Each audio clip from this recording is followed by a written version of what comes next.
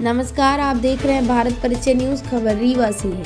रीवा केंद्रीय गृह मंत्री अमित शाह के सेमरिया पूर्व गौशाला में आयोजित कार्यक्रम के दौरान प्राकृतिक खेती करने वाले किसानों के सम्मान को लेकर उठे आरोपों पर कृषि विभाग ने स्थिति स्पष्ट की। कार्यक्रम के बाद एक किसान द्वारा रीवा कृषि विभाग के अधिकारियों पर पैसे के लेन देन के आरोप लगाते हुए नाम सूची से काटे जाने की बात कही गई थी।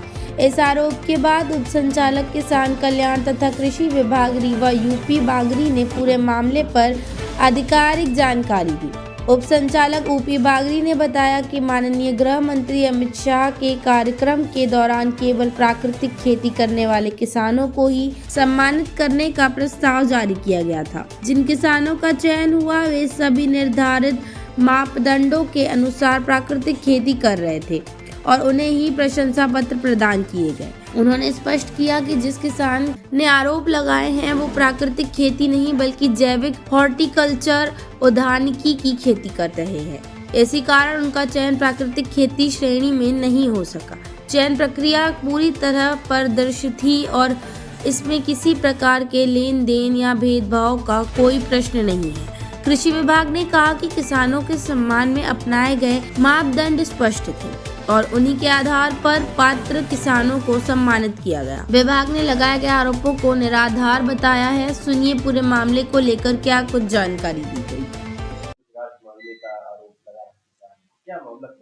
ये पूर्णतः गलत है किसान का आरोप लगाना। तो प्राकृतिक खेती किसानों को सर्टिफिकेट दिलवाना था माननीय महोदय से।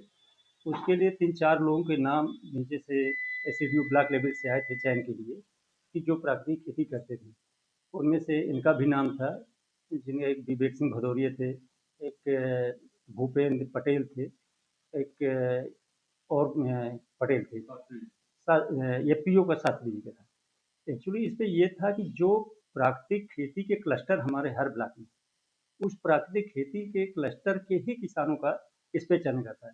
क्योंकि जो किसान आरोप लगा रहे हैं इनका बहुत अच्छा कार्यक्रम है, ड्रैगन फ्रूट की खेती करते हैं, क्योंकि वो हार्टिकल्चरल क्रॉप थी।